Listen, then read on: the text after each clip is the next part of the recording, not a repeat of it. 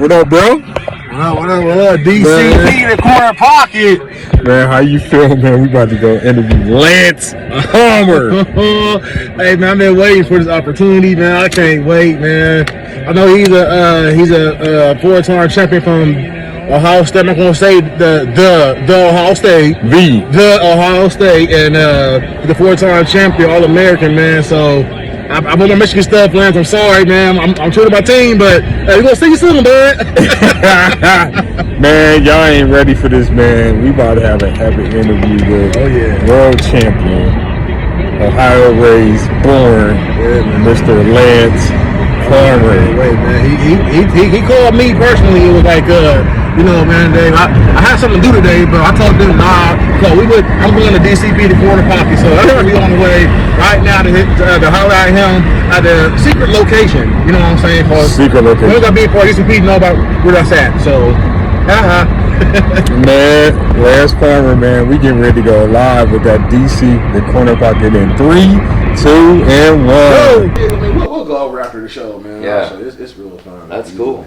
Man, I'm gonna get tired of y'all sick of y'all talking, man. Like, we in the weight room. Y'all know I hit the weights, man. And D, you know what? That's sick. I really think I could take this dude right here. Like, he's a little shorter than me, man, and all that. I really think. You think I could take him? Absolutely not. This is the champ right here. I'm sorry, man, but you want to put him on dude, track you want to right now, Dude, bro. I got mats right back here. Why don't we just unroll them? We can do We only this need right one mat. now, Only bro. gonna take me this much room. Like, we can go right now, bro. Let me knock you down, huh? Yeah. Hey, man, I might get submitted and choked and everything. D, I ain't gonna try that, bro. You sure ain't gonna Everybody try has a 50-50 chance though in a fight. That's right. Anytime people bet on fights, I'm always like, it doesn't matter what the odds are. Anybody can get knocked out. Anybody can get caught. Like, people could slip on a banana peel in the cage and lose somehow. So, But y'all gonna catch that on DCP in 3, 2, 1.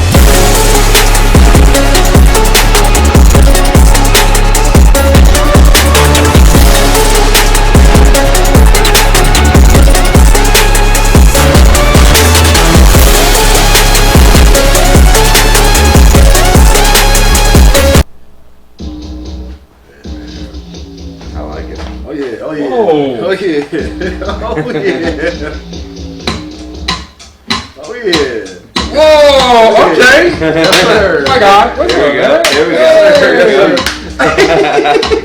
We win. Oh. I have to make some fire, man. We here at the champ right now, man. Y'all don't even know yet, man. I like it because it's upbeat though. Oh yeah. Yeah, I like the upbeat. Wow, bro. You really put your foot in this one. He's surprised. Does that mean they're not as good usually? No, they are good. No, they are good. He's It just amazes like, me every time. heck yeah. You got something to say about it? Do I got something to say? I'ma go ahead and freestyle anyway. Yo, it's DCP. And we with my man Lance P. Palmer. And we go so harder. The two-time PFL champion. What you wanna do is do it again. We gonna come back and get 4 more championships. What you wanna do, I'm gonna speak it in the air, cause you know how I do it with my best friend Lance. Hey, my best friend Lance. Guess what? The champ is here. The champ is here. LP. We got the champ is here. The champ is here. We got LP. Hey. The champ is here. The champ is here. We got LP. Hey, The champ is here. The champ is here. We got LP. LP. What you wanna do? he wanna freestyle with me and Key. Hey, what you wanna do? He said, you killing? I'm gonna try. Alright, go ahead and I'm kill gonna it. try. Yeah. Alright. Here we are. Yeah. On a Sunday at the bar. Right. But this bar is different. Uh-huh. This bar, instead of the bar, Right. this is the bar. The bars. You know what I'm saying? The metaphor. I was trying to spit bars, but we got the bars behind us. That's all I got. All you got. That was fire. I can't freestyle, but Key forgot to send me the beat. I did. What the hell Key is? That's okay. So he's gonna catch some heat. Yeah. Man, the champ is here, Champ is man. here. Hey, welcome to DCP, the corner pocket, man. Man. Bro, we're here, man. At the day we got Lance Palmer in the building, Yes, man. sir. Hit that like button, Let's that go. share button, that subscribe button, man. DCP is in there. He said, I'm gonna get some heat, man. I was Don't hold ready. the freestyle against me. I was I was ready. unprepared. I didn't know the beat. You know, he was better. He was better than Maurice Hall. Really? Yeah, he's terrible. Whoa. You should go check out He that was freestyle. terrible. That was the most terrible freestyle I've ever heard in my life. Mo, he threw a shot at you, Mo. That's Mo, awesome. you see what he wearing, Mo? He throwing shots, though. Mo, you see what he wearing, Mo? He throwing shots, Mo. Well, you know, I'll take it off, man. You know what I'm saying? Cause like, see, like y'all don't know who Lance. I know who Lance is, but Lance is an MMA fighter, man. You know what I'm saying? He will Okay. kick your tail, man. Yeah. You know what I mean? Like he is a PFL he's the first ever PFL 2-time champion, man. Like, Whoa. what's up, man, baby? So I'm gonna change my clothes. So I feel like I need to be a character with y'all. You know what I'm saying? Really? I need to respect your craft. You know Okay. what I mean? Like. You know what I'm saying? Like you should also think about this when you're about to like fight. You know what I mean? Yeah. But I like the rivalry though. Yeah, Like true that. that's part of the whole thing though. The Michigan. We fight every OSU show about it, rivalry. too. Right. He's a Bengals But- fan, too. I'm a Browns fan. I know. So we fight every show about Yeah, it. This but, rivalry, but I mean, I'm with you because I'm a Browns fan and I've been my whole life. Like, yeah. But you, we've never had anything positive for the most part. But Right. that's what it is. Like, if you're a Browns fan, you're a Browns fan for life, whether you like it or not. For sure. but you know what though, Lance, man. But the Bengals have had bad years too, and Yeah, like true. last year they had a great year. But when you're like when that's your team, that's all. Like You see?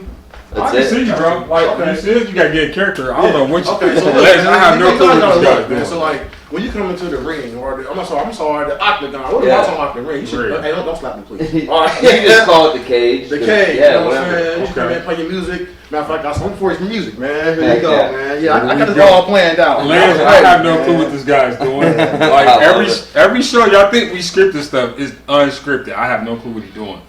He told me he was up to something. Whoa. Just come out like this. You want to just go like this and just go. Right? Yeah. And then like, come in to the ring, 2-time champion of PFL, Lance the Party Palmer. You come out, the party. You go like this, right? Go, ha! The terror. You like that? Right? It's watching right, you know what I mean? But then you go like this, right? You take your hoodie off. Ah, look at the hoodie. That is. You know what I mean? Damn. Yeah. And then you go, so now you run it around, right? And then the song goes off. Right. So you walk around the ring like this and everything. Yeah. So they're like, man, let's the party. You like this, right? And you go, ah, and you go. DCP, Oh, damn. 2-time champ. Let's go, bro. Give him a little bit. Give him a little bit. I got it. Look, I did it. Oh my god. Dude. Hey, the only thing I took from this whole thing is that you love Corona, because nobody would just have a box of Corona sitting around unless that was your thing. That was good. Bro, That's a good walkout. yeah, man, it's like And on top of that, Corona would be a sick sponsor. that's what I'm saying, man. Yeah. I'm trying to speak into existence, I man. like it. Because like a lot of UFC guys will have the Modelo because that's like a sponsor, proud sponsor of the UFC. Yeah, I chose Corona. See, I like that. Yeah. I'm mad. He took a white beater and he ordered on his white I beater. like that. I had no clue Shit. this man is doing this. Like, he said DCP and Lance Farmer. I like it. I got cold, I man. like that. Yeah, I'm sorry, man. you can wear that. All right, cool, man. I just want to.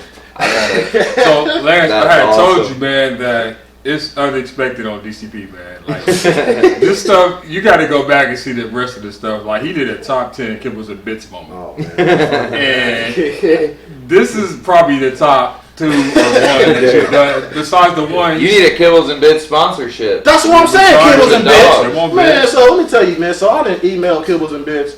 I told him we ain't want no money or nothing. We just want to sponsor.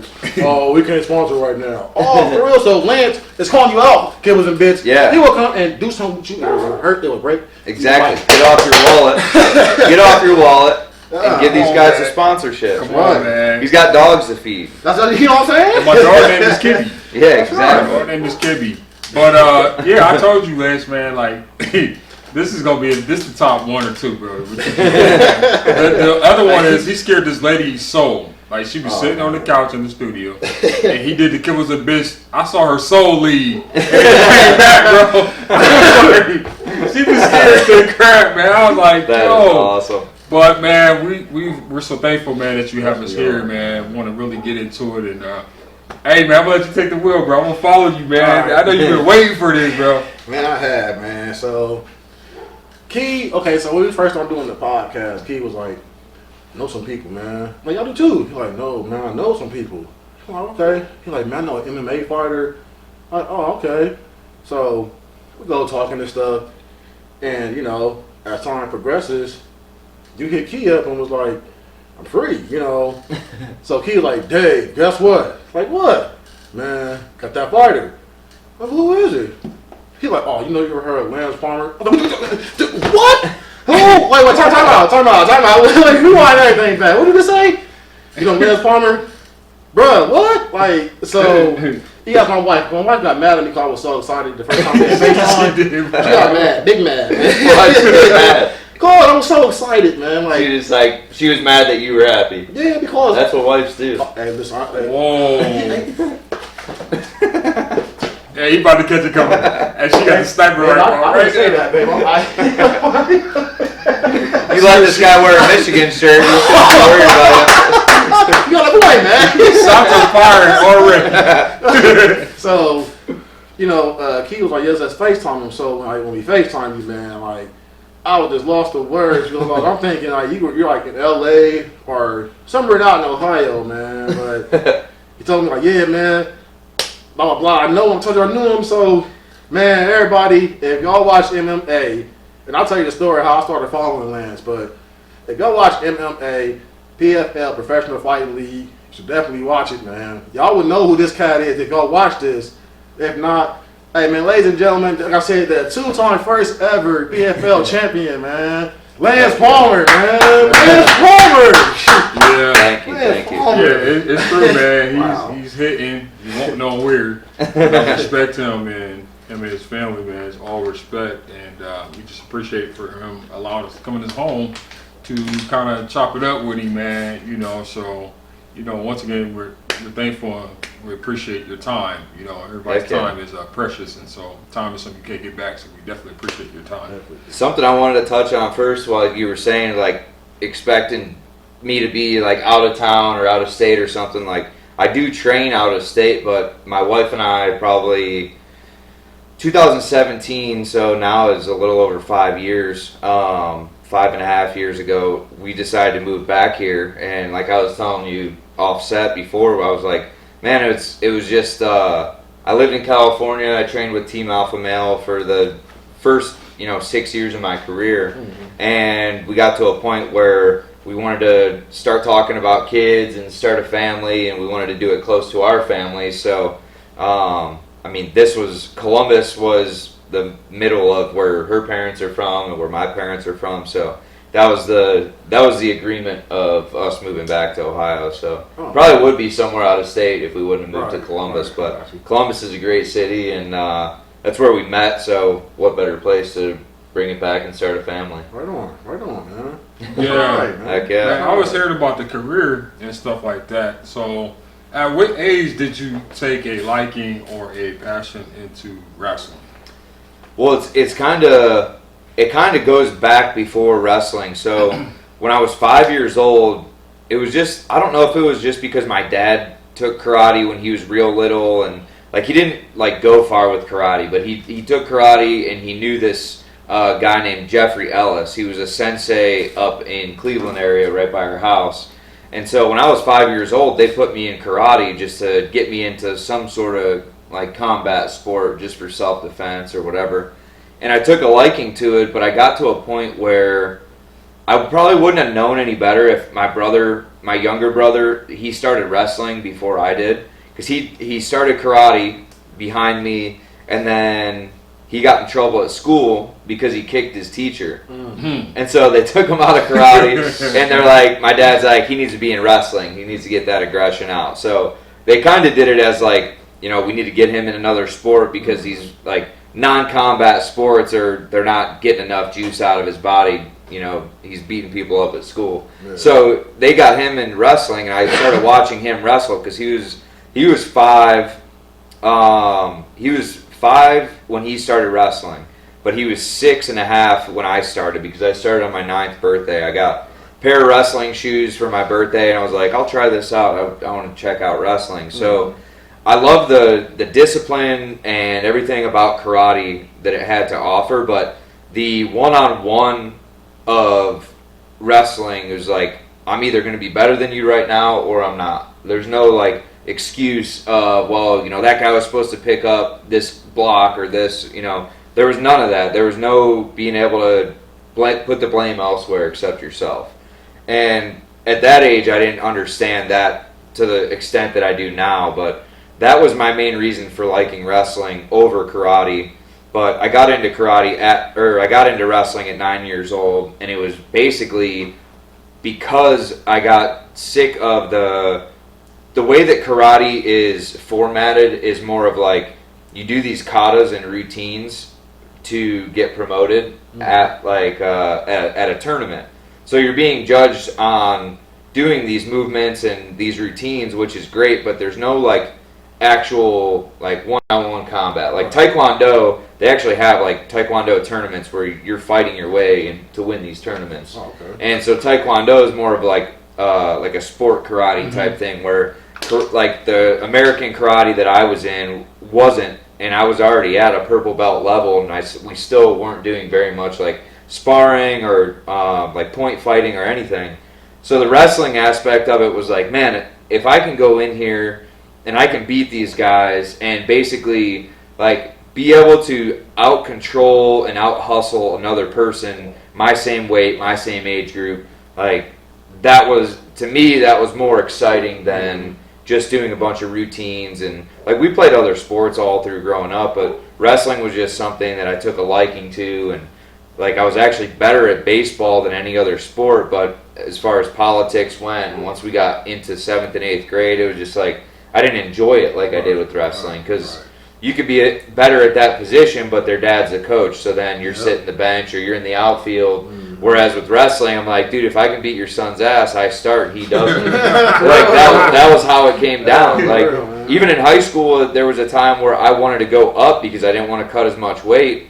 And he's one of my good friends, but he was like, him and his dad were kind of just like frustrated with me because I was like, man, you said you were going to go this way, that's why we're here. And I was like, well, we can wrestle off if you want to wrestle off, or you can go up one and, you know, you can beat the guy above you. Yeah. Why not go up? And, you know, that's what wrestling is, though. I mean, you don't see too many politics from the aspect of, like, this is your starting position or it's not. Right. And that's kind of why I took a liking to wrestling right off the bat with it. So that was kind of the start of it. It started with my brother doing it, and I thought it was something that would be cool. And honestly, starting at 9 years old in northeastern Ohio, you're 4 years behind everybody you're wrestling, because everybody starts at 5 years old. Like Northeast Ohio wrestling is like that's it. Like even Columbus is getting better now, but when we were growing up, northeastern Ohio was like some of the best wrestling in the country. So it was like one of the things where I had to catch up really fast. And so I think that was another thing, was like the faster I was learning, the more fun I was having and more excited I was to go to practice every day. And I think that kind of helped build the mentality and discipline that I have now for it. That started from a kick too, D. His brother kicked the teacher. Yeah. They took him out of karate, put him in wrestling, and they're like, all right, you're up. So let me ask you this. So like when it was, time for that scholarship, what schools were in line that wanted you to come wrestle for them? Basically, after my freshman season, you're allowed to get letters. Okay. They're not allowed to contact you, but they can send you letters, right. Which I guess is contact, but not like over the phone or anything. So it's a lot different now with the NIL. There's it's just way different. Like we had actual rules we had to follow all the way up through junior year, basically. But I started getting letters from like tons of different schools after my first year because I was a state champ as a freshman. Yeah. So going into my sophomore year of school, I would get letters like sent to the school that I would get in the mail. And it was like Columbia University and like Virginia Tech, like a bunch of different schools like that. And then after I won my sophomore state title, that was when I started getting like Oklahoma State, Iowa, Ohio State, Penn State. I did take a Northwestern was a big one that I actually liked because of the schooling. They just didn't have like a stacked team from a wrestling standpoint, but Northwestern's a great campus, great school. I've actually gone since my college career. I've gone out and worked with the coaching staff and been part of helping them get ready for Big Tens and stuff like that over the years. Virginia Tech, I actually coached at for a year after wrestling, after college. But I think the scholarship part of it was like my main goal going into high school was I want to be a 4-time state champ. And if I'm a 4-time state champ and I keep my grades in line, there should be no reason I don't get a full ride anywhere I want to go, basically. And Cornell is an Ivy League school, and they're not technically they don't do scholarships, but they have a huge donor program with their alumni and stuff like that. So even though you're not getting a scholarship through the university, you're getting it through a donor program. And so they do have full rides there. And Cornell was actually like one of my top schools that I really liked just because it was Ivy League and they had a good wrestling program. Yeah. And that's kind of hard because you don't really see that too often. You'll see like a couple guys from Harvard when I was in college were really tough, but not as a team, like as a whole. And now like University of Pennsylvania is starting to build a great program, but they have like a regional training center, which is like the Olympic training centers in Colorado Springs, and that used to be like the only training center. Now there's also a bunch of regional training centers at these colleges. Like Ohio State has the Ohio RTC now for wrestling. All the big schools are doing it because it gives you the ability to bring in guys who are graduated from college but are trying to make the world or Olympic team, who can compete with the guys in the room and make the wrestlers in college better. And they're able to pay them, they get monthly stipends and they get incentives to win tournaments and things like that to get more pay. And so there's a lot more that's going on with the donors for these programs because of these RTCs they're building. But back then they didn't have any of that. Back then it was just, you go to this college and you're wrestling with college guys and whatever coaches are in the room and that's it. So I had to go off of that at the time. Now there's so many different things. Now there's like no penalty for transferring, and you can go in the transfer portal whenever. Like, it's gotten really crazy, for the benefit of the athlete, I think. But it's just gotten a lot different from what it was. We kind of had, if you were going to make a decision to go to a school, that was your decision, or else you lose a year if you want to go anywhere in the same conference. And if I went anywhere in the Big Ten Conference, I had to stay at that school, or I would lose a year to go elsewhere. Wow. Or if you don't get released from that school, then you lose a year and you have to sit. So you have to really make an informed decision on what you want to do. You have to take your unofficial visits, you have to take your official visits, you have to take all the coaching and all their other recruits into account. And this is something as a 17, 18-year-old kid that you know nothing about. Right. And your parents don't. Like my parents, I'm first generation college graduate. None of my parents, or neither of my parents, went to college. My mom went. She went to like a community college as she was raising us, basically. Like while she was working and raising us, she went to like night school. But as far as going to a 4-year college, I was the first one to do that in my entire family and first one to graduate. So I was kind of a guinea pig in a way, like asking other people outside of my family who had been to college and who graduated. Like my aunt went to the Air Force Academy and graduated the Air Force, so that was kind of different from school also. So anybody that I had to ask would be like my high school coaches or other, at St. Edward High School where I went to high school, there was guys every Thanksgiving and Christmas break, college guys would come in the room and wrestle while they're in town visiting their family. So asking those guys, what do you like about your school? What do you like? Michigan was a big school that St. Ed's always pushed their guys to. And I was like the very first, not very first, but I was probably the first who was a number one recruit who went to a different school.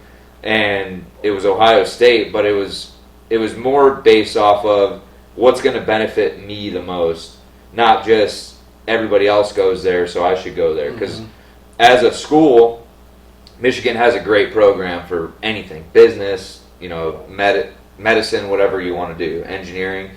But when it came down to it, it was like, who am I going to get along with the best on the team? Where am I going to see myself fit in? Is this a place that I could live if I didn't go to school here? Or is this, basically all that stuff has to factor in. So when it came to recruiting for me, it wasn't like, where am I going to get the most money from? It was where did I want to go the most? And I did official visits to Penn State. I visited Michigan. I visited Northwestern. I visited Ohio State. But after I visited those 4 schools, I kind of ruled Cornell out just because I feel like even though the guys on the team I knew, I didn't know if it would be a place I would get along with everybody. I mean, I get along with everybody in general in life, but you have to be with these guys every day in the trenches. And it has to be people that, like, you're never always going to like each other, but you have to be able to get along and respect each other. Yeah, definitely with your teammates, because I'm reading, this is crazy, man. Over your NCAA career, you were 121-33. And you just recently, 2 years ago, I got inducted into the Ohio State University Hall of Fame. So, yeah, big ups to that, man. This dude was a mess in college. He was destroying stuff in college. So, as you've been talking about the recruiting thing, it kind of goes into that. Like, what was the number one thing that made you pick Ohio State? Was it family? Was it close? Because you're from Ohio. Like, what was the number one thing that made you pick, those great Buckeyes? The big thing I would say, too, is that it was a big recruits always left the state for some reason. And there was a lot of big recruits. Like the year right before me, Dustin Schlater was number one recruit in the country. He went to Minnesota. And the head coach at Ohio State at the time, even the year I was signing with Ohio State, was not someone who necessarily recruited guys very hard. He's like, if they don't want to come to Ohio State, then I'm not going to make them come here. Like that was it was an old school mentality, but it was just his honest opinion, which is like, that's very good of somebody to be like that instead of recruiting people that he didn't feel would be fit. So that was the one thing for me is like, I want to be one of the first guys in Ohio to start this big funnel into Ohio State for wrestling. And now we look back 15 years later, and that's exactly what it was. But that, even though that was my vision, that's not what I thought would happen. I just was like, I'm going to go against the grain and be a Buckeye, and I got along with all the guys that were already there on the team. Like my senior year of high school, I probably came down here 20 times just to hang out, party, be with the wrestlers and the camaraderie with those guys, because they were like, aside from all being good wrestlers, they were all down to earth guys that I could still pick up the phone today and call and be like, hey man, what's going on? Like we could pick up like we, didn't have any time apart. Right.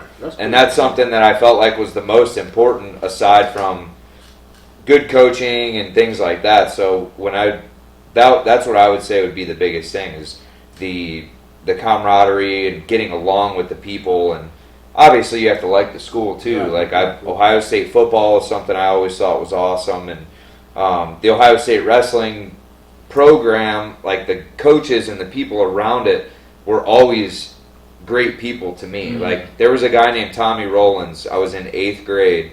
He was the heavyweight here, and he was wrestling. They were wrestling Iowa. We came down to watch the match, and this was before I knew anything about what I was going to do. I was in 8th grade still, but my brother and I, he was in 5th, I was in 8th. We came down to watch this match, and Steve Mako and Tommy Rollins were the 2 number 1 guys in the country at that time, and they wrestled at the very last match of the dual meet, because this was before they would flip a coin to pick the weight class that started it. And so, I mean, these guys were number 1 and 2 in the country. Huge match. Tommy Rollins actually lost. He was the Ohio State guy. He lost that match, but he was still nice enough to take pictures with us and then invite us out to this place called Tommy's Pizza off Lane. I don't even know if it's still there. It's still there. Yeah. It's still there. And they invited us, their whole family. Like he has a bunch of brothers and sisters, and his parents are super cool.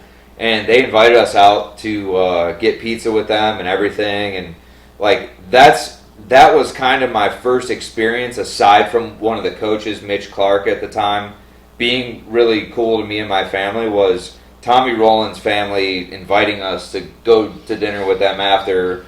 Like when I was in college, if I lost a match like that, I wouldn't want to be around anybody. I'd go back to my apartment and just kind of be by myself, But for him to do that's something that he probably never thought about, but it ended up being one of the main reasons that I still wanted to go there when I was in high school, because at that time he was a coach there now, and I looked up to him a lot and just thought, like, he was a 2-time national champ. He was an alternate for the Olympic team. Like, he was just one of the top guys. He actually lost in the finals of the Olympic trials, I think in 2008, to Daniel Cormier. But he's one of the guys who was, Tommy Rollins was one of the best Ohio State wrestlers ever. I mean, he was the first 4-time All-American as a true freshman before me. I was only the second 4-time All-American who started as a true freshman. So yeah, I think that when it comes down to it, I think it's definitely the people. I had a different relationship with the people here at Ohio State than other schools. Not to say that I didn't love a lot of those other people. I mean, there was a coach at Old Dominion at the time, Lee Pritz. He's coaching over at Arizona State now. Like, he was awesome. They came and did a home visit. We had a great time. We took them over to see the animals because my dad used to raise exotic animals. So we had it, like, my dad's always a jokester, so he had them rolling the whole time at dinner. Like, it was cool. I mean, the whole process of getting recruited when you're at that level in high school is super cool, and it's something that I definitely didn't take for granted. It was definitely a memorable moment in my life. Now I'm gonna throw you an alley-oop, Dave, but St. Edwards is known for a great football program too. Yep. I didn't know they had a good wrestling program, but I want to come back in part 2 and talk about that controversial fight that you was talking about. I'm gonna throw him a little juice ball. Y'all ain't getting it until part 2. We gonna wrap up part 1, but you wanted to ask him about that fight. Was that the Andre guy? Yeah, I mean, even though you got your revenge, you did, but you should be 2-0 on that clown. Now, you're not a clown, man. Like, no, hold on. We gonna say that for part 2, though, bro. We gonna say that for part 2, man. Cut. Hey, man. Okay, well. Oh, did it turn off? Yeah, it's okay. Well, if you can hear it. Hey, well, you know what I'm saying? Hey, find us on Instagram, _corner, pocket. You know, find us on Instagram on that. Find us on Facebook, TikTok, the Corner Pocket. Yeah, you know, we just out here, man. We with Lance. I can't talk. I'm excited, man. We with Lance Palmer, y'all. Hey, Lance, can they find you on social media anywhere? At Lance Palmer on all my social media stuff: Facebook, Instagram, Twitter. That's pretty much all I use. I'm not a TikToker yet. I'm a little old for that, but I don't know. We'll see. Maybe I'll get in there eventually. But yeah, that's it. All right, hey, we want to see you on part 2, man. Part 2 coming right up. Part 2 coming right up.